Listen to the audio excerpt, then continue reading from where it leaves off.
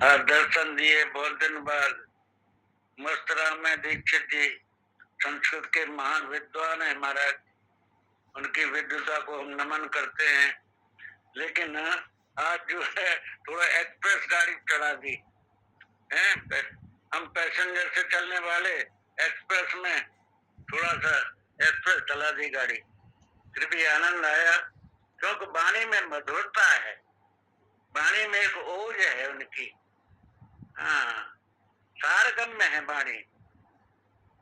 तो ऐसे महान पुरुष को सुन करके आनंद ही आता है महाराज।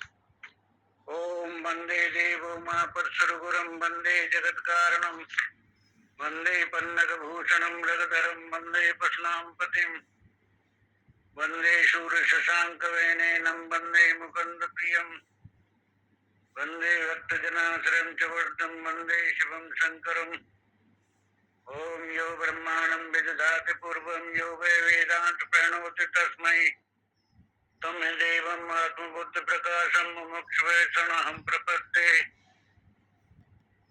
ओम अखंड मंडलाकारं व्याप्तं येन चराचरं तत्पदं दर्शितं येन तस्मै श्री गुरुवे नमः। गुरुर्ब्रह्मा गुरुर्विष्णु गुरुर्देवो महेश्वर गुरु साक्षात् परं तस्मै श्री गुरुवे नमः। नमः पार्वती पते हर हर हर महादेव हर। सरस्वती एक आग्रह था, हम बंधन में हैं और कहते हैं कि बंधन का कारण ये गुण है, बंधन का कारण ये गुण है। तो तमोगुण तो बांधता ही है, रजोगुण बांधता ही है, लेकिन सतोगुण भी बांधता है, सतोगुण भी बांधता है। तो आज का श्लोक जो है ये 14वें अध्याय का 6वां श्लोक है। तत्र सत्वं निर्मलत्वं प्रकाशम प्रकाशम अनामयम सुख संगेन बध्नाति ज्ञान संगेन चानघ। आज इच्छा है कि इस पर आप हमें बहुत महत्वपूर्ण श्लोक हमको ये लगा, इसलिए मैंने शर्मा जी आपसे आग्रह कर। बहुत दिन हो गए मेरा जो श्लोक चल रहा है शर्मा जी, मेरा जो श्लोक चल रहा है यदा सर्वे प्रमुच्यन्ते कामाय सहदेशता अथ मृत्यु अमृतो भवति अत्र ब्रह्म समुच्यते। अरे अधूरा का अधूरा 5-6 दिन चल गया है, लेकिन आज मेरा विचार था कि इसकी पूर्णावधि कर दूं, क्योंकि इसकी व्याख्या हमारे खंडान जी ने बहुत विस्तार किया है। मुझे बड़ा आनंद आता है क्योंकि इतनी गहन व्याख्या शायद ही किसी ने प्रस्तुत की हो। तो जिसको जिज्ञासा है वास्तव में उनको निश्चित रूप से आनंद आएगा, क्योंकि विषय गहन है। यदा सर्वे प्रमुच्यन्ते, हमारे सुधीर जी ने जो स्थिरता के लक्षण बताए, पूरा उसका बेस है महाराज, ये बेस। यदा सर्वे प्रमुच्यन्ते कामाय हृदय सता अथ मृत्यु अमृतो भवति, अथ मृत्यु अमृतो भवति अत्र ब्रह्म समुच्यते। वो ब्रह्म रूप हो जाता है। कौन? यदा सर्वे प्रमुच्यन्ते, हृदय में सारी कामनाएं समाप्त हो गई। और कामना किसके ऊपर टिकी हुई है? अहंकार के ऊपर। कामना समाप्त हो गई, अहंकार भी समाप्त हो जाएगा। अहंकार समाप्त हो गया, कामना भी समाप्त हो जाएगी। दोनों साथ साथ पहले चल रहे महाराज। क्योंकि वासना का भेदन हमारा हो जाए, और वासना का भेदन कब तक नहीं है? ये तुम्हारा जो मैं अटका हुआ है ना, दिल में जो तुम्हारा मैं अटका हुआ है, इसके बारे में विचार करें।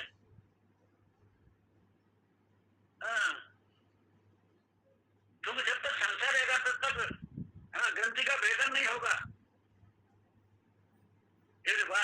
ग्रंथि है, जो चिचिड़ ग्रंथि है, जो हृदय ग्रंथि है, हाँ, ये ग्रंथि जाने कितने कितने नाम उसके, एक ही ग्रंथि के कितने नाम दे दिए हैं। संशय का हुआ अंधकार रहेगा। संशय आत्मा विनश्यति। अरे संशय कब तक है? जब तक प्रकाश नहीं है। रस्सी में सर्प कब तक प्रतीत हो रहा है? जब तक अंधकार, धुंधला अंधकार है। ज्यादा अंधकार होगा नहीं होगा, और प्रकाश होगा तो नहीं दिखाई देगा। धुंधला है, धुंधला। जहाँ धुंधला है वहाँ संशय है महाराज। क्योंकि स्पष्ट प्रकाश होगा ना, कोई संशय हो ही नहीं सकता है वहाँ पे। वहाँ से आप दिखाई नहीं देगा स्पष्ट, क्योंकि वहाँ तो मेडिकल कॉलेज में जिनकी लड़की का स्पष्ट रूप से दर्शन हो रहा है। जो बायोडाटा एमडी कर रही है पैथ से, क्योंकि उसने जान लिया है, उसको ये अनुभव हो गया है कि शरीर की वासना ग्रंथियों के साथ हमारा कोई संबंध नहीं है।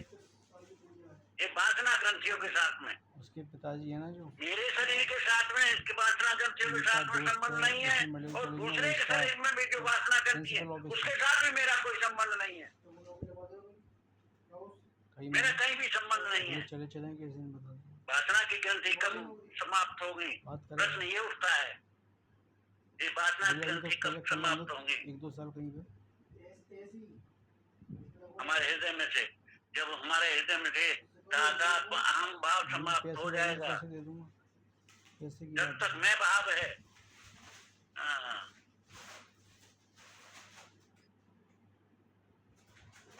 देखिए शरीर में रहने वाला आकाश है ना, तो ये आकाश को, ये हमारी वासना की ग्रंथि का वासना, शरीर की वासना हमारे को इसको गंदा कर सकती है क्या? आकाश को? हमारे शरीर में जो वासना है वो आकाश में तो हमारे शरीर में है कि नहीं है? जल थल पावक गगन समीरा, पांचों तत्व हमारे शरीर में है। तो पांचों तत्व को ये वासनाएं गंदा कर सकते हैं क्या? वो निर्लेप है आकाश, निर्लिप्त है। शरीर में रहते सर्वत्र रहते हुए आकाश, वायु सर्वत्र गो महान, इसी में व्याप्त वायु, लेकिन वायु का स्पर्श नहीं होता आकाश से। इसी प्रकार से हमारा जो वासना का हमारे से स्पर्श न हो पावे, ऑनलाइन आत्मा का स्पर्श न हो पावे। आत्मा तो असंग है, हाँ, आत्मा संग है, लेकिन हम एक ग्रंथि से, हाँ, ये जड़ चेतन है, ग्रंथ पड़ गई, हाँ, इसको हम संबंध माने बैठे हैं। अपने आप को लिप्त नहीं माने, लिप्त माने बैठे हैं। शरीर की वासना है, काल को गंदा नहीं कर सकती, देश को गंदा नहीं कर सकती, आकाश को, वायु को, किसी को गंदा नहीं कर सकती हैं। क्योंकि चैतन्य जो है, चैतन्य को ये वासनाएं गंदा नहीं कर सकती हैं। तो जिस दिन हम अपने आप को चैतन्य स्वरूप मान लेंगे, अधिष्ठान स्वरूप मान लेंगे, आत्म स्वरूप मान लेंगे, उस दिन अद्वितीय स्वरूप मान लेंगे, उस दिन ये वासना जो हमको गंदा नहीं कर पाएंगी। कोई गंदा नहीं कर दो। कर्म का लेप हमको छू नहीं पाएगा, क्योंकि तत्वज्ञानी पुरुष की महिमा क्या है? उसको कभी पश्चाताप नहीं होता है तत्वज्ञानी को कि मैंने ये अच्छा काम किया कि मैंने बुरा काम किया। उसको अभिमान ही नहीं है किसी का। हाँ, उसको ये अभिमान नहीं होता कि मैंने ये अच्छा काम किया या ये बुरा काम किया। हाँ, किसी दोनों चीज का अभिमान नहीं है उसको, क्योंकि अपनी महिमा में प्रतिष्ठित रहता है। वो कर्म से न वो बढ़ता है, न कर्म से वो छोटा होता है। गोरा काला, हाँ, नीटा, ये कोई भी आकार विकार संस्कार उसको छू नहीं सकता महाराज। जैसे मिट्टी है ना, देखो एक क्यारी है, एक क्यारी में मिट्टी में वही करेला बोया हुआ है, वो नींबू का पेड़ बोया हुआ है, आम का पेड़ हुआ है, अंगूर की बेल लगाई हुई है, मिर्ची भी बोई हुई है, लेकिन मिट्टी कड़वाहट उसको छू सकती है, न अंगूर की मिठास उसको छू सकती है, न मिर्ची की उसकी खास उसको छू सकती है, न आम की उसको मिठास छू सकती है। और सबके सब पेड़ 5, 6, 7 जो भी लगे हुए अलग अलग विकारों के, अलग अलग मिठास के, तिखास के, लेकिन कोई तिखास मिठास जो है उस मिट्टी को छू पाती है क्या? स्पर्श कर पाती है क्या? नहीं, मिट्टी निर्लेप है। इसी प्रकार महाराज ये हमारा तत्व ज्ञानी जो है ना,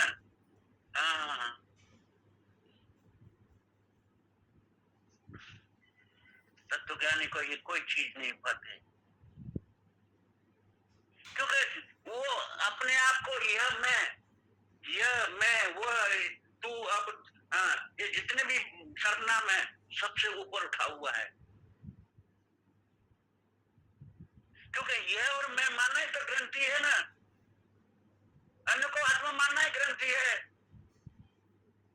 अपने को दूसरा सत्य मानना ही ग्रंथि है। अपने सिवाय दूसरे को सुख मानना यही ग्रंथि है, अपने से अन्य में सुख मानना। महाराज ये सब ग्रंथियां हैं,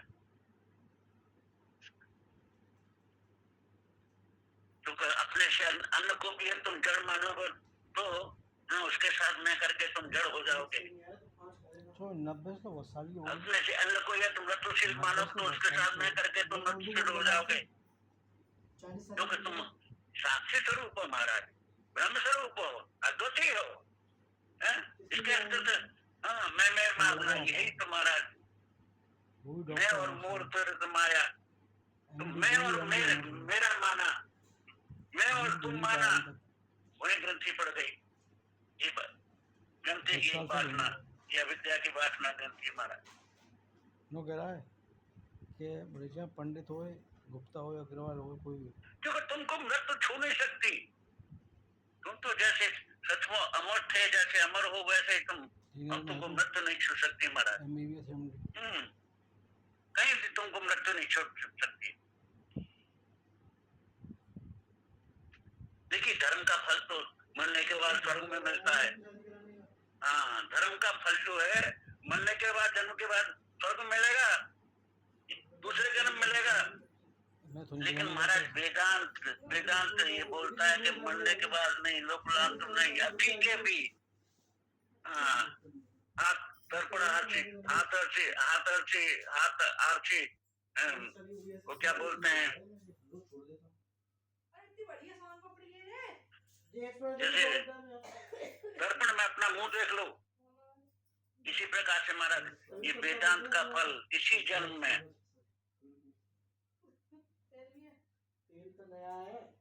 तुम्हारे जीवन के इसी लोक में बनाने के लिए, पल्लों की चिंता मिटाने के लिए ये वेदांत है। वेदांत का फल अगर जीते जी उस तत्व को नहीं जाना तो महती विनष्टि, बहुत बड़ा विनाश है महाराज। क्योंकि वेदांत जो पल्लों के भय को मिटाने वाला है, पल्लों की चिंता को मिटाने वाला है, भविष्य की चिंता को मिटाने वाला है। भय कब तक है? प्रश्न ये उठता है कि भय कब तक है? द्वितीयम भयम, जब तक दूसरा कर्तव्य है। वेदांत क्या बोलता है? एक कर्तव्य दर्शनम। ना आवाज आनी बंद हो गई है, आवाज नहीं आ रही है, कोई आवाज नहीं आ रही है, बड़ा विचित्र आ गया। अब किसी को दूसरे को आ रही है आवाज, आ रही है, नेटवर्क आने लगी। इसका मतलब उनको प्रॉब्लम है, जिनको नहीं आ रही है, बाकी तो दूसरों को प्रॉब्लम हो तो जरा बताइए। जी ये कुछ नेटवर्क प्रॉब्लम थी। ठीक है, जय श्री कृष्ण। तो कहने का मतलब ये भय, वेदांत श्रवण परलोक के भय को मिटाने वाला है। इस लोक में बिल्कुल ठीक ठीक बता देना है। ठीक ठीक बताने का मतलब क्या है कि तुम्हारे सिवा दूसरा कोई नहीं है। ठीक ठीक बताना, ठीक ठीक बताना कि तुम जैसे हो वैसे, वो बताता है वेदांत। तुम कैसे हो कि तुम सत्य आनंद स्वरूप हो, सत्स्वरूप मतलब तुम्हारे अंदर भय, कभी भय तुमको छू नहीं सकता, ये वेदांत बताता है। तुमको भय छू नहीं सकता। हेलो, जवळ नहीं आ रहा फोन, तकिया जो या तो रख दी। आपके आप चेंज करो, कहीं गड़बड़ हो गया आपके अंदर, बाकी तो सब ठीक है। तो वेदांत क्या बोल रहा है? जय श्री कृष्ण। किन्हीं का प्रॉब्लम है क्या? आवाज पूरी फुल है पंडित जी। शर्मा जी, हरेराम जी, आपको कैसी लग रही है आवाज? कैसी आ रही है? बिल्कुल ठीक है, बिल्कुल बहुत अच्छी आवाज आ रही है, आप जारी तो रखें। देखो, जिनको आवाज ठीक नहीं आ रही उनका कुछ लोकेशन चेंज कर दो जरा, इसलिए आवाज नहीं आ रही है। वहीं पे गड़बड़ है कुछ, बाकी को ठीक आ रही है। हाँ बिल्कुल आ रही है, बिल्कुल आ रही है, आप जारी रखें, आप जारी रखें, कोई दिक्कत होगी तो बताएंगे। हाँ। तो जो तुम रात दिन रोते रहे, 17 बार रो रहे हो, 17 बार हंस रहे हो, इसका मतलब क्या है? सारा जो संसार प्रपंच का झगड़ा है ना, सारा का सारा ये दुख है, वो प्रपंच को तुम पकड़ रखा है तुमने। संसार के सारे संबंध तुमको जब तक बांध रखा है तब तक दुख होगा ही होगा।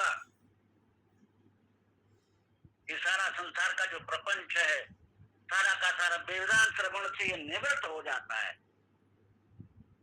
वेदांत श्रवण का मतलब है सारा प्रपंच का मिथ्यात्व निर्णय हो जाना।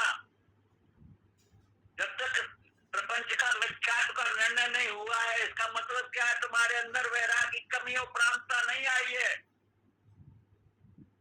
वेदांत का फल क्या है?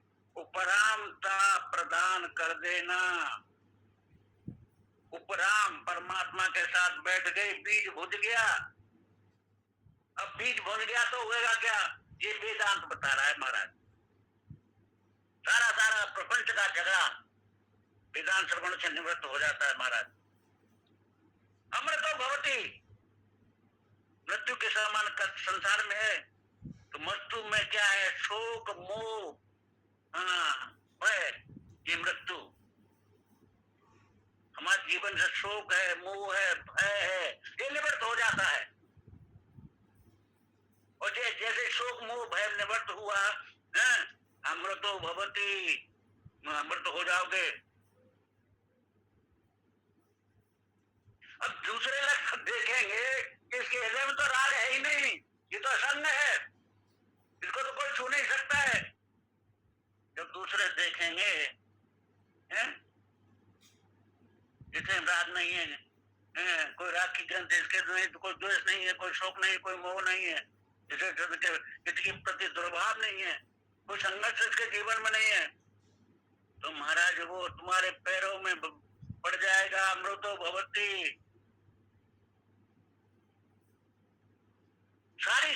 तुम अपने आप को अमृत नहीं समझोगे, संसार सारा अमृत में प्रतीत होगा। अपने को विद्वान नहीं समझोगे। अगर तक मैं विद्वान हूँ, सामने वाला अज्ञानी है, तब तक तुम विद्वान नहीं हो, तुम भी अज्ञानी हो। तत्व ज्ञानी वो है जो सर्वत्र सबको तत्व ज्ञानी समझता है, अपना जैसा समझता है, वो है तत्व ज्ञानी। मेरे सिवाय सर्वत्र, क्योंकि द्वैत भाव उसका मिट गया ना, दूसरा है ही नहीं। अज्ञानी समझेगा तो द्वैत है क्या नहीं है, तो द्वैत भाव ही मिट गया ना, तो ज्ञान उसके लिए अज्ञान कहा रहा। दूसरा कोई अज्ञानी नहीं है, खुद भी अज्ञानी नहीं, दूसरे को ये तत्व ज्ञानी की पहचान, कोई अज्ञानी नहीं उसके लिए, सर्वत्र अपने समान समझता है, दूसरा है ही नहीं। इतना बड़ा प्रेम के उसके अंदर है द्वेष दृष्टि। जब तक द्वेष दृष्टि है तब तक सामने वाले में द्वेष प्रतीत होगा, और हमारे अंदर से द्वेष निकल गया तो संसार में कहीं द्वेष प्रतीत ही नहीं होगा। ये एक निश्चित बात आप समझ लीजिए। जब तक हमारे अंदर द्वेष है तब तक सामने वाले में द्वेष की झलक प्रतीत होगी, और जब हमारे अंदर से द्वेष निकल गया तो कहीं कोई दोष है ही नहीं, कहीं कोई शत्रु भाव है नहीं, द्वेष है ही नहीं। तो दोष शक्ति हमारे अंदर से निकल जाए, तुम अमृत हो जाओगे।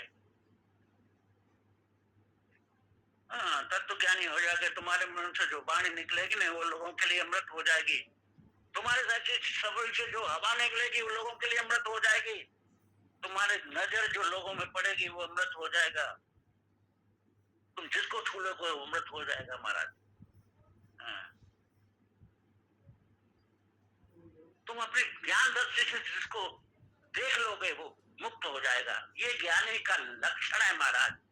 बोलो, ज्ञानी की कितनी बड़ी स्थिति है, कितनी ऊंची स्थिति है इसकी। ऐसी दृष्टि है, मुक्त है।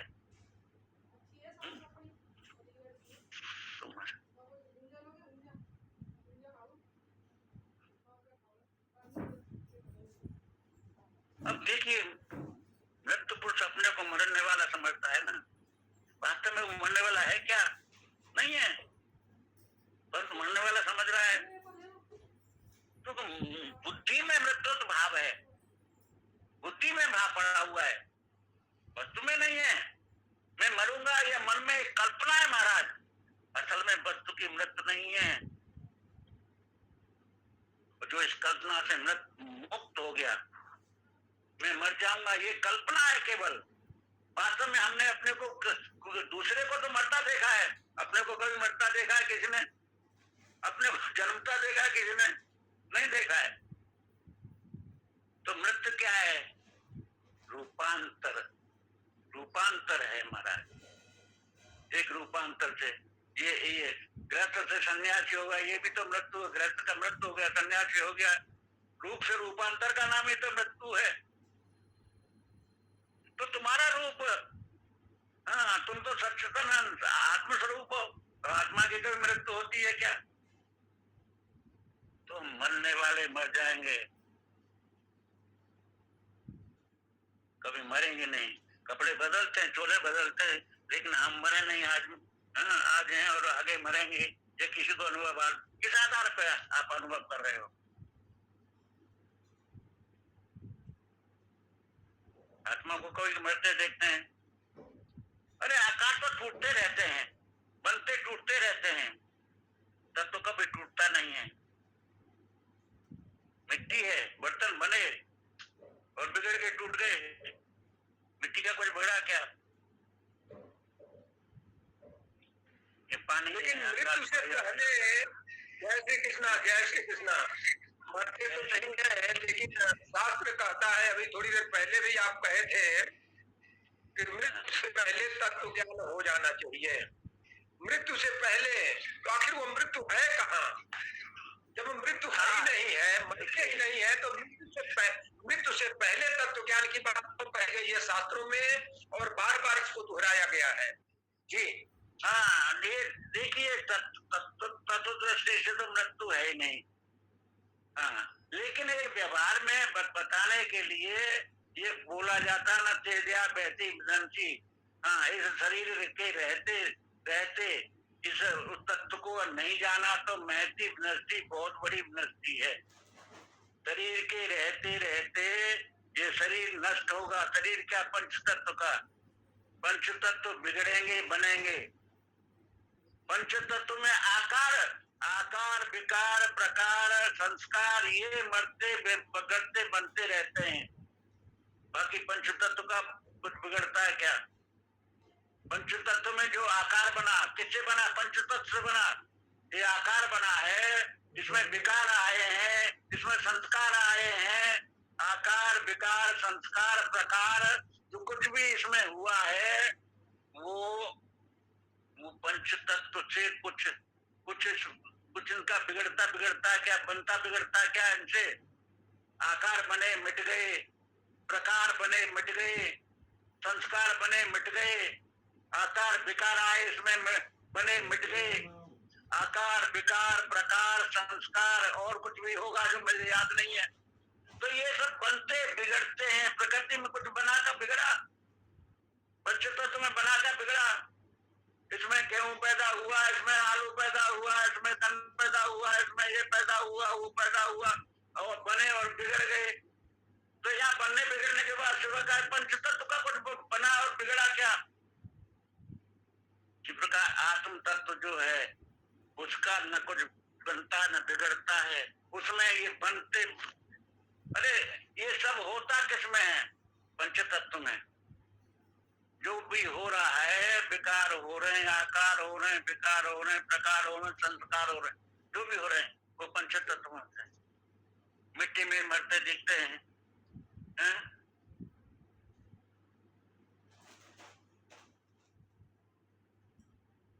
एक शब्द को टूटते देखते हैं, अपने को सकल सूरत में मान कर बैठे ना, वही अपने में मरने की कल्पना हो जाती है ना। जो अपने को सहज स्वरूप को जान लेता है वो कब मरने की कल्पना करेगा महाराज? तो मरने की कल्पना जो है वो झूठी है। नशा करके कोई आया हो, ये नशा जैसा ही तो है ना। हाँ, हम भी नशा करके बैठे हुए हैं कि हम शरीर वाले हैं, ये नशा ही है और क्या है।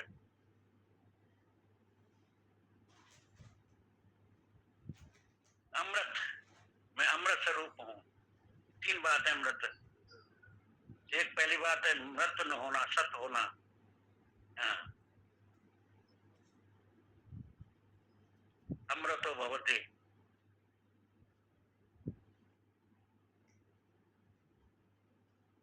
तो अपना आपा जो चेतन है, अपना आपा परम प्रेमास्पद है, इसलिए आनंद स्वरूप रस है इसमें।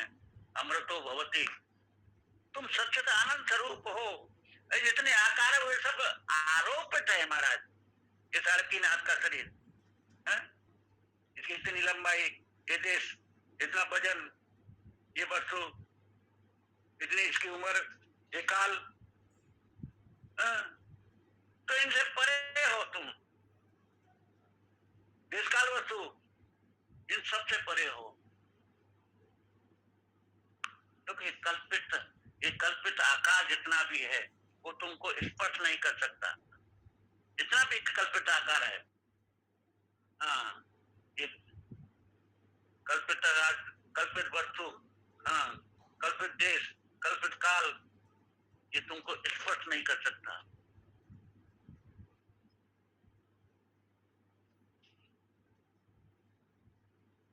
शुद्ध हमेशा बोल रहे हैं, ऐसा जानो, ऐसा आत्मा के रूप में अपने आप को जानो। जानने का मतलब क्या है? कि मरने के बाद कभी तुम्हारी मृत्यु नहीं है, हमेशा जिंदा हो।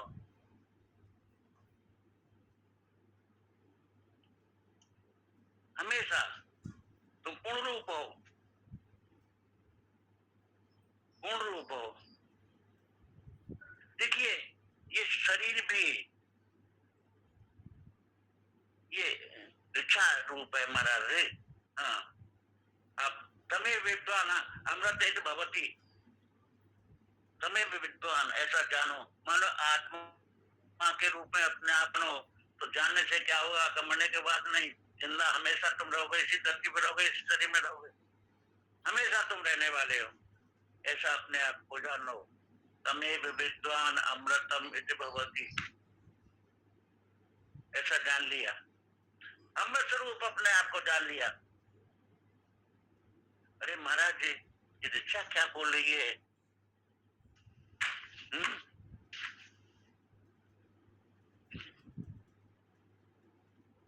ऋचा बोल रही है कि महाराज, ये मेरा हाथ नहीं है, ईश्वर है। आई में हस्तो भगवान, आई में हस्तो भगवान, आई में हस्तो भगवंतर। तमे भी विद्वान अमृते भवती, तमे भी वेदान वचनम न ब्राह्मणा विसर्जन्ति। कितना बोला है? तुम ज्ञानात्मक हो, तुम ईश्वर स्वरूप हो। तमे भी विद्वता, उसको जान करके। वेदा हम एतम पुरुषम महांतम आदित्य वर्णम तमसा परस्तात्, उसको जान करके अमृत हो जाओगे। दुख में मृत्यु है, दुख का अतिक्रमण कर जाओगे। तमें भी विदित्वा, उस परम तत्व को तुमने जान लिया। हाँ, तमें भी विदित्वा क्या हो जाओगे? तमस परस्तात्, तमस से, अंधकार से परे, अज्ञान से परे अमृतो भवति। हाँ, क्योंकि तुम अपरिच्छिन्न हो, तुम देश अपरिच्छिन्न हो, काल अपरिच्छिन्न हो, वस्तु अपरिच्छिन्न हो। हाँ, असत से, जड़ से, दुख से तुम मुक्त हो।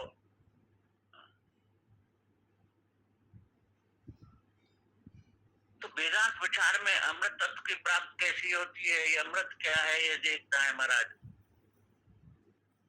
विषय लोग को क्या बोलते हैं, जब तक विषय भोग है तब तो उसमें अमृत करने छोड़ लेते हैं।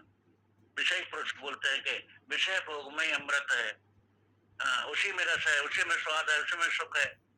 लेकिन धर्मात्मा क्या बोलता है, धर्मानुष्ठान करोगे तो तुम्हें स्वर्ग की प्राप्ति हो जाती है। और उपासक लोग क्या बोलते हैं, भावना से एक अमृत उत्पन्न होता है, उसका आश्वासन करो, भावना से अमृत, ये उपासक बोलते हैं। और योगी लोग क्या बोलते हैं इसके बारे में, एक सहज अमृत है। कहाँ पे? एक गगन गुफा में अजीर झरे। वो गगन गुफा, हाँ, जैसे साधना करते करते योगी पुरुष, हाँ, गगन गुफा जो त्रिपुटी को आगे बढ़ता है सहस्राधार में, ये गगन गुफा। सहस्राधार में जब जाएगा, स्मृति उसकी श्रुति सहस्राधार में जाएगी तो वहाँ वो गगन गुफा में अजीर झरे, वो परमात्मा का जो रस, वो रस अमृत स्वरूप रस पैदा होता है गगन गुफा में। वो सहज भाव से वो उसके अंदर झरता रहता है महाराज, सहज भाव से। वो एक ऐसा अद्भुत रस जो कभी संसार में किसी चीज में वो रस है ही नहीं, ऐसा रस गगन गुफा में अजर झरे। कौन? वो योगी लोग उसका आस्वादन करते हैं। अब लगा लीजिए साहब, को संसार में ऐसा स्वाद कोई है ही नहीं, ऐसा स्पर्श नहीं, ऐसा ऐसी गंध नहीं, ऐसा शब्द नहीं। संसार में कोई चीज, किसी चीज में ऐसी इतना आनंद नहीं है जितना आनंद एक योगी अपने स्वरूप में अनुभव करता है। वो स्पर्श का भी ऐसा अनुभव करता है, वो स्वाद का भी ऐसा अनुभव करता है, वो दृश्य का भी ऐसा अनुभव करता है। रूप सम्मित होती है, स्वाद सम्मित होती है, रस सम्मित होती है, सब सम्मित होती है। जैसा जो योगी पुरुष अलग अलग उनकी साधना में अलग अलग उनके भाव है, तो उसका अनुभव होता है महाराज। लेकिन वह ऐसा अनुभव है कि संसार की किसी वस्तु में ऐसा रस नहीं है, ऐसा स्वाद नहीं, ऐसा दृश्य नहीं सुनता, जो नहीं देखा नहीं सुना, जो दिलों में समाये, जो नहीं देखा नहीं सुना, जो दिलों में समाये, ऐसे ऐसे दर्शनों का अनुभव होता है महाराज। लेकिन ब्रह्मज्ञानी क्या बोलते हैं, ब्रह्मज्ञानी कहता है कि ऐसी कोई रात आपकी नहीं बीती जिस रात वो अमृत आपके जीवन में प्रकट न हुआ हो। ऐसा कोई दिन नहीं बीता जिसमें वो अमृत आपके जीवन में प्रकट नहीं हुआ हो। प्रत्येक दिन, प्रत्येक रात, प्रत्येक क्षण अमृत से लथपथा ओत-प्रोत। वो अमृत का अनुभूति जीवन में होती रहती है तत्व जाने के बेरोक टोक। उसकी आंखों में से अमृत बरसता है, उसकी वाणी में से अमृत बरसता है, उसके रोम रोम में से वही अमृत बरसता है महाराज।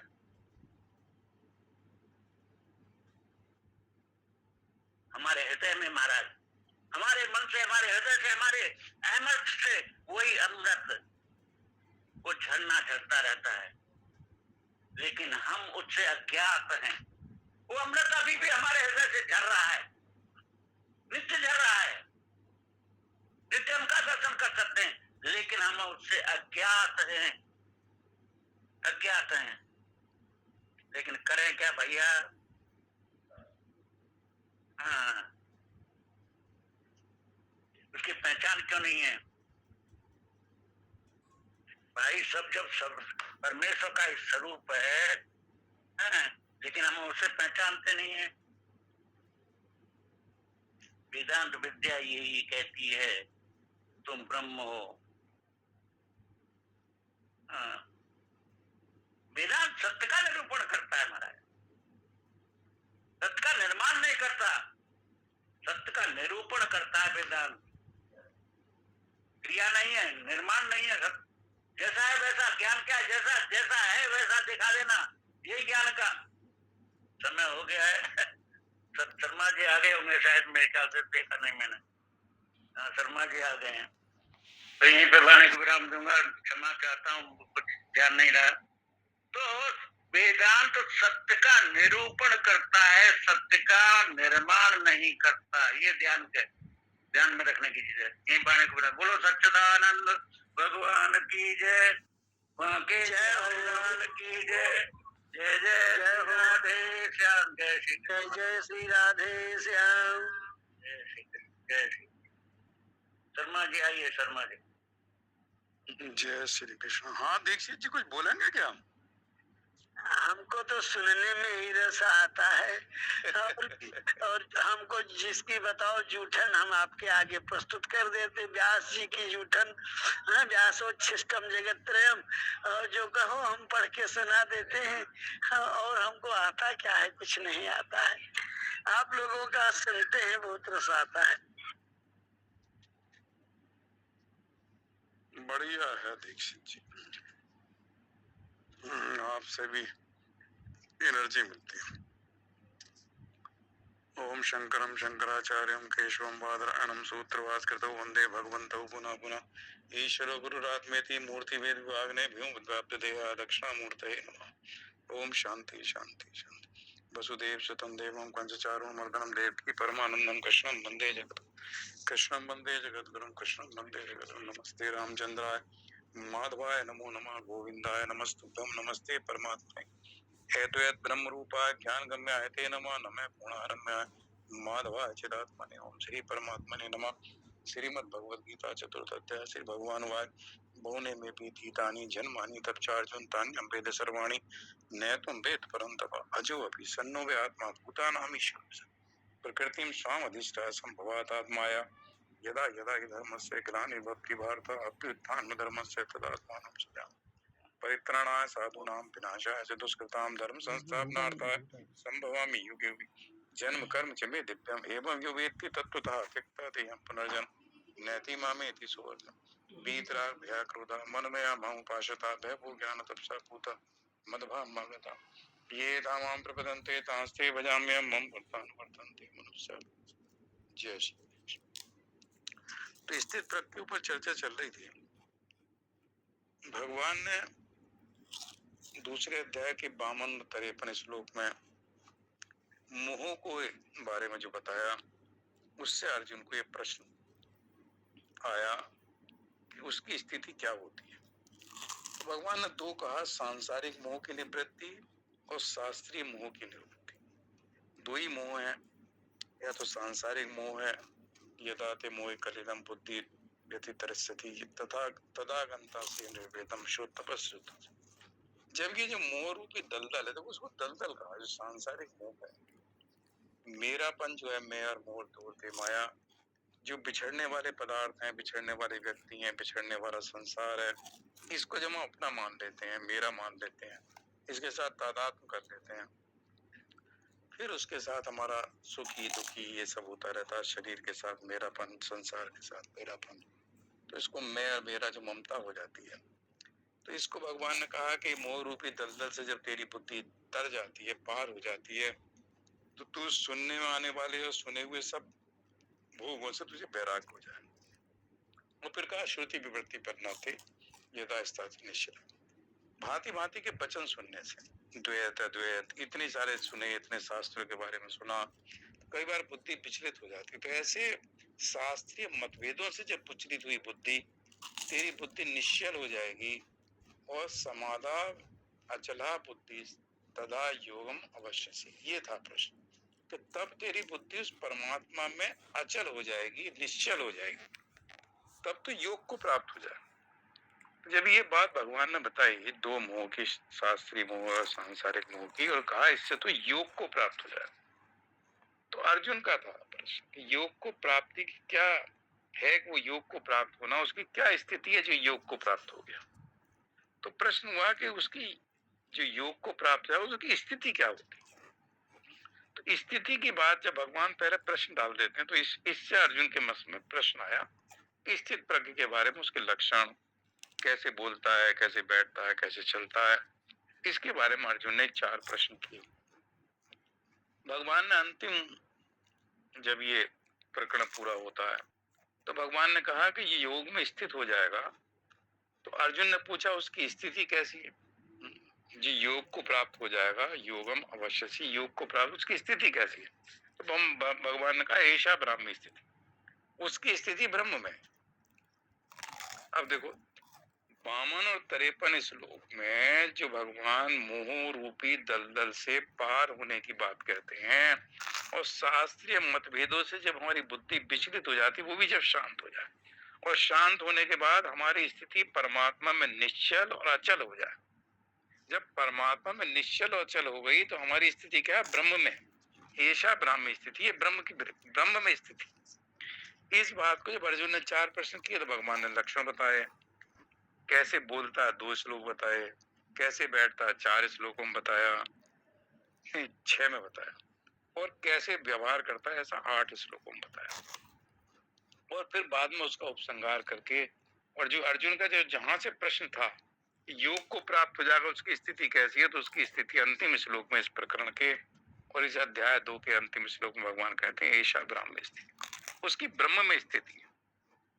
और इससे पहले जब बताया है ऐसा, मतलब उससे पहले जो बताया उसमें कहा कि अगर वो विहाय कामान सर्वान, हरी सारी कामनाओं को छोड़ देता है, स्पृहा रहित हो जाता है, ममता रहित हो जाता है, अहंकार रहित हो जाता है, तो शांति में अधिगच्छति, शांति को प्राप्त हो जाता है। तो जैसे ममता रहित, अहंता रहित, स्पृहा रहित होता है और सब कामनाओं का त्याग कर देता है, तो ऐसे व्यक्ति की स्थिति ब्रह्म में है। क्योंकि जिसने योग को प्राप्त हो जाता है, तो जब योग को प्राप्त हो जाता है मतलब परमात्मा के साथ जिसका संबंध हो जाता है, अचल और निश्चल रूप से परमात्मा में स्थिति हो जाती है, तो उसको भगवान कह रहे हैं उसके क्या पास कोई कामना रहेगी, कोई ममता रहेगी, उसके अंदर कोई अहंता रहेगी, स्पृहा रहेगी। तो ऐसे पुरुष की ब्राह्मी स्थिति थी। लेकिन इसके साथ जो भगवान कहते हैं वो महत्वपूर्ण है कि अगर ऐसी स्थिति में, ऐसी स्थिति अंतिम समय भी आ गई, अंत काल में भी ऐसी स्थिति हो जाती है, कैसी स्थिति हो जाती है कि उसको ये भान हो जाए कि शरीर है, इससे मेरा कोई संबंध नहीं है, ये जड़ है, मैं प्रकृति से मेरा कोई संबंध नहीं है, परमात्मा का अंश हूँ। उसकी जो परिवार के लोग खड़े हुए हैं अंतकाल में, उनके साथ कोई ममता नहीं है। मृत्यु के अंतकाल में कोई उसके मन में कोई इच्छा नहीं है कि मेरी ये इच्छा पूरी हो जाए, किसी चीज की अपेक्षा नहीं है, उसके अंदर अहंता का भाव नहीं है, मैंपन नहीं है, मेरी कोई स्वतंत्र सत्ता है, मेरा कोई शरीर है, वो जानता है ये सब। तो भगवत गीता सुनते सुनते सुनते सुनते उसको लग जाता है कि मैं इन सबसे अलग हूँ, ना मेरे अंदर कोई किसी के साथ कोई ममता होनी चाहिए। मतलब वो कहते हैं ये ज्ञान हुआ और भगवत गीता खूब सुनी और खूब विचार किया और अंतिम समय में ऐसा भाव आ गया, तो भगवान कहते हैं वो भी मुझे ब्रह्म निर्माण मृच्छति, वो भी शांत निर्माण ब्रह्म की प्राप्ति हो जाती। अब ये देखो भगवान ने कितनी बड़ी बात कह दी कि जीवन भर, हालांकि कोई कहता है कि जीवन भर जिसने ये नहीं किया उसको अंतिम समय में कैसे ऐसी याद आ जाएगी। कई बार भगवान की याद आ जाती है, कई बार लोग बाग जो आसपास खड़े हैं भगवान का स्मरण करा देते हैं, कोई उनका चित्र दिखा देता है, उनसे कहते हैं चिंता मत, तुम तो परमात्मा की अंश हो, तुम्हारी तुम तो आत्मा हो। उसके मन में ऐसा विचार, तो भगवत गीता और शास्त्रों का जो श्रवण किया है जो उसने सुना है कि आत्मा होती है, बाकी अनात्मा होती है, एक सत है एक असत है, बाकी सब असत है सत के अलावा। तो ऐसा विचार उसके मन में मृत्यु के समय जो उसको थोड़ा बहुत लगता है कि मैं शरीर से निकल रहा हूँ या शरीर से छूटने का समय आ रहा है, देह त्याग का समय आ रहा है, तभी परांत काले अपरांत काले जो तो शब्द उपनिषद में कहे हैं कि उसका अंत काल भी परांत काले है। मतलब उसके मन में ममता अहंता की थोड़ी थोड़ी इस वक्त लगता है कि मृत्यु का समय है, किसी के साथ मेरी ममता नहीं है, मैं अकेला इस संसार से मैं सबको छोड़ छाड़ के जा रहा हूँ। तो इस तरह का भाव भी अगर आ गया अंत काल में तो वो भी ब्रह्म की प्राप्ति कर देता। तो भगवान ने कहा है कि अंतिम समय तक, आखिरी सांस तक मैं इंतजार करता हूँ ऐसे व्यक्ति का कि देखो अब भी कम से कम इसे मैंने मनुष्य जन्म दिया था, अभी भी अगर ये समझ जाए कि मैं इस शरीर में शरीर नहीं हूँ, मेरा शरीर नहीं है, मैं शरीर से अलग एक आत्मा हूँ, आत्मा ही परमात्मा है, आत्मा ही ब्रह्म है, ऐसा इसके मन में कभी ऐसा भाव आ जाए तो भगवत गीता सुनते सुनते ये काम अंत में कई बार कर जाती है ना। तो धृतराष्ट्र ने भी सुनी तो धृतराष्ट्र को नहीं हुआ, लेकिन अंतिम समय में धृतराष्ट्र को ज्ञान हो गया। उसकी मृत्यु के समय बिल्कुल वैराग्य था, मतलब कहीं कोई वन में चले गए, सब कुछ छोड़ छाड़ दिया, पूरा तपस्वी जीवन बिताया और अंतिम समय में पूरी तरह से कहते हैं अग्नि उसमें जंगल में जहाँ थे वो आग लगी और मई शरीर के जल गए। उस शरीर के साथ उनको उस वक्त वैराग नहीं, बिल्कुल राग नहीं था, शरीर के साथ आसक्ति नहीं। तो कहते हैं कहीं ना कहीं भगवत गीता सुनने के बाद में अंतिम समय में भी अगर वो हो गया, शरीर से राग खत्म हो गया, शरीर से आसक्ति समाप्त हो गई, मैं शरीर में ऐसा भाव नहीं रहा, जंगल में जाके पूरी तरह से इनकी और विदुर जी की सबकी देखो अंतिम समय जब महाभारत में आता है उनका, तो अंतिम समय की जो स्थिति दिखाते हैं तो वो स्थिति देखते हैं कि कहीं भगवत गीता का सुना हुआ जो श्रवण था उनके मन में कहीं ऐसे भाव आए। तो यहाँ भगवान ये कहते हैं ऐसा ब्रह्म स्थिति पात नैनाम प्राप्त विमोही, ऐसा व्यक्ति मोहित नहीं होता। जो ये अभी तक भगवान ने स्थित प्रज्ञ के 18 श्लोक सुनाए हैं उसके अंदर जो कैसे चलता है, ये जो भगवान ने प्रकरण शुरू किया 64वें श्लोक से, वो 64वें श्लोक से सबसे पहले कह दिया राग द्वेष विमुक्त था। सबसे पहला कह दिया राग और द्वेष से रहित होकर जो विषयों का सेवन करता है, जिसका अंतःकरण उसके अधीन है, जिसका इंद्रियां उसके अधीन है, तो संसार में विचरण किया जाए राग द्वेष से रहित होकर। उपनिषद में आता है कि व्यक्ति को ज्ञान हो जाता है, ज्ञान है उसे, शास्त्रीय ज्ञान है, लेकिन आत्मा का आत्म अनुभव या तत्व ज्ञान नहीं हो रहा। ज्ञान और तत्व ज्ञान, तो तत्व ज्ञान की बात अभी चल रही थी, सारस्वत जी कर रहे थे। तो ज्ञान है लेकिन उस तत्व का जो आत्म तत्व है, उस तत्व का मतलब उसका यथार्थ स्वरूप, तत्व का मतलब है कि उसके आत्मा का जो यथार्थ स्वरूप है उससे भली भांति उसको अनुभव नहीं हो रहा। इस क्यों नहीं हो रहा? इसके ऊपर शंकर भाष्य में आता है उपनिषद के कि जब हमारा राग और द्वेष निवृत्त नहीं हुआ, ज्ञान है, शास्त्रों का पूरा ज्ञान है, आत्मा क्या है, अनात्मा क्या है, आत्मा ही ब्रह्म है, ये सारा पूरा ज्ञान, पूरा एक सिस्टम उसके मन में पूरी तरह से मौजूद, लेकिन आत्म तत्व का अनुभव या तत्व ज्ञान या आत्म साक्षात्कार ये नहीं हो रहा। क्यों नहीं हो रहा? कि अभी भी संसार के साथ, विषयों के साथ राग और द्वेष, व्यक्ति, पदार्थ, परिस्थिति, इन सब के साथ उसका राग और द्वेष समाप्त नहीं। जो उसका व्यवहार है वो राग और द्वेष से अनुभूत, राग और द्वेष के साथ उसका व्यवहार होता है। जहां भी है या तो राग या द्वेष, राग या द्वेष, जो भी कर्म करता है या तो राग के वशीभूत होकर या द्वेष के वशीभूत। तो वो कहते हैं कि उस राग और द्वेष के कारण जो राग से रजोगुण बढ़ता है, तो रजोगुण उसके अंदर बना हुआ है, तो रजोगुण बना हुआ तो सतोगुण जो ज्ञान है, जो सात्विक ज्ञान है, उस सात्विक ज्ञान में मलिनता आ जाती है रजोगुण के कारण। तो रजोगुण के कारण जब मलिनता आती है, मलिन सत्व कह देते हैं। चित्त में मलिनता है, तो चित्त में मलिनता है तो उस आत्म तत्व का अनुभव नहीं होने देगी, क्योंकि चित्त शुद्धि जरूरी है, सत्व शुद्धि। तो सत्व शुद्धि उसकी अभी नहीं हुई है, इसलिए अभी उसको उस आत्म तत्व का ज्ञान नहीं हो रहा। प्रवचन बढ़िया करता है, बोलता है, सब कुछ करता है, लेकिन आत्म तत्व का अनुभव नहीं, तत्व का ज्ञान नहीं। ये चीज के लिए तो उसको कहते हैं कि जब तक वो राग द्वेष, तो ये भगवान ने कहां से शुरू किया? 64वां श्लोक इसलिए महत्वपूर्ण है, 64 65 के लिए कि भगवान कहते हैं संसार में विचरण कैसे करो। अर्जुन का प्रश्न वो चलता कैसे है, तो भगवान कहते हैं चलता ऐसा है, ऐसे व्यवहार करेगा, ऐसे विचरण करेगा संसार में, इस तरह से विषयों का सेवन करे, राग द्वेष से रहित होकर। तो ये राग द्वेष से रहित होकर जब संसार में विचरण करता है, संसार में रहता है, तो राग द्वेष से रहित होने के कारण उसका रजोगुण शांत हो गया। फोन नंबर वो, और जब रजोगुण शांत हो गया तो ज्ञान तो उसे था, अब वो सात्विक ज्ञान में जो मलिनता थी वो समाप्त हो गई, शुद्ध सत्य हो गया, चित्त पूरी तरह से निर्मल है, जिसका मन पूरी तरह से मल रहित है। उसका वो जो आत्मा का जब उसमें मलिनता दूर हो गई अंतःकरण में, तो आत्मा का जो प्रकाश है, जो आत्मा का प्रतिबिंब है, पूरी तरह से प्रकाशित हो जाता है। ऐसे व्यक्ति की स्थिति अपने स्वरूप में होती है। जो वो जानता है कि मैं शुद्ध चैतन्य, जानता था, अनुभव नहीं हो रहा, बोध नहीं हो रहा था। तो इसको भगवान ने यहाँ से शुरू किया, 64 में से इसलिए शुरू किया है। सबसे पहले कंडीशन है, भगवान ने रास्ता बताया कि संसार में मैं रहना कैसे, व्यवहार कैसे है। बोले स्थित प्रज्ञ व्यक्ति जो योग में स्थित हो गया था, उस श्लोक में भगवान ने कहा था 53 में कि ऐसे व्यक्ति योग को प्राप्त हो जाता। जब योग को प्राप्त हो गया तो क्या संसार में राग रहेगा, संसार में द्वेष रहेगा? तो अर्जुन के जो प्रश्न थे उन्हीं श्लोक को योग की प्राप्ति वाले व्यक्ति की स्थिति कैसी है, ऐसा इसको 18 श्लोक में भगवान ने पूरी तरह समझाया। अर्जुन को, अर्जुन के माध्यम से हम सबको समझाया कि कैसे हमें संसार में रहें। और अंत में आगे कहते हैं अगर ममता, अहंता, स्पृहा और ये कामनाएं, और साधक को सबसे पहले ममता को दूर करने की कोशिश करनी चाहिए। ममता, जो प्राप्त वस्तुएं हैं उनके अंदर जो अपनापन है, मेरापन है, उसको ममता कहते हैं।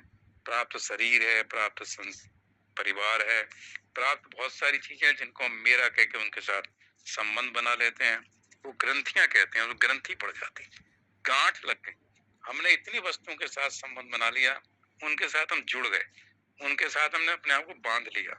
जब उनके साथ बंधन हो गया तो हम मुक्त नहीं हो सकते, चाहे कितने ज्ञान हो जाए। तो उसके लिए हमें इन बंधनों को छोड़ना पड़ेगा जो हमने अपने आप को उन वस्तुओं के साथ, परिस्थिति के साथ मेरापन कर है। रामचरितमानस में कहते हैं मेवर मोर तीर्थ माया, मेरापन जो है ये माया है। तो कहते हैं प्राप्त वस्तु से अगर अपनापन छोड़ दें, प्राप्त वस्तु से ममता छोड़ दें, तो अप्राप्त वस्तु की इच्छा नहीं होती, अप्राप्त वस्तु की कामना दूर हो जाती है। अगर प्राप्त वस्तु में ममता ना हो तो ममता से कामना हो छूट जाती है। जब कामना नहीं रहती है तो स्पृहा नहीं रहती, किसी चीज की अपेक्षा भी उसको नहीं रहती। जब अपेक्षा नहीं रहती, ममता नहीं रही, कामना नहीं रही, स्पृहा नहीं रही, तो धीरे धीरे अहंता भी समाप्त हो जाती है, अहम भाव समाप्त हो जाता है। ऐसे व्यक्ति की जो स्थिति है, ऐसा ब्राह्मण स्थिति, इसको वह ब्राह्मण स्थिति। शुरू कहाँ से किया भगवान ने? 53वें श्लोक से कि योग को प्राप्त हो जाता है। और अर्जुन ने जब पूछा उसकी स्थिति कैसी है, स्थित प्रज्ञ क्या है, तो भगवान कह रहे हैं उसकी ब्रह्म स्थिति है। और ये करते करते राग द्वेष रहित हो गए तो क्या ममता, कामना, स्पृहा रहेंगी? तो इसलिए 18 श्लोक और पर्टिकुलरली 54 में, 53 में और 52वां श्लोक कि जब तक हमारा मोह दूर नहीं होता तब तक हमारी चीजें दूर नहीं होती। तो साधक को इन श्लोकों पर बार बार चिंतन करें और ये देखें कि हमारा व्यवहार जो भगवान कहते हैं कि संसार में कैसे विचरण करता है, कैसे चलता है, तो उस तरह इन श्लोकों पर चिंतन करते रहना चाहिए। 64वें श्लोक से राग द्वेष ये बंधन है, यही हमें राग और द्वेष यहाँ के बांध देते हैं। ओम पूर्णमदः पूर्णमिदं पूर्णात् पूर्णमुदच्यते पूर्णस्य पूर्णमादाय पूर्णमेवावशिष्यते। ओम शांति शांति शांति। श्री कृष्ण अर्पणमस्तु। हरि ओम तत्सत्। जय श्री कृष्ण। जय श्री कृष्ण। जय श्री कृष्ण। और दीक्षित जी ठीक चल रही जीवन यात्रा?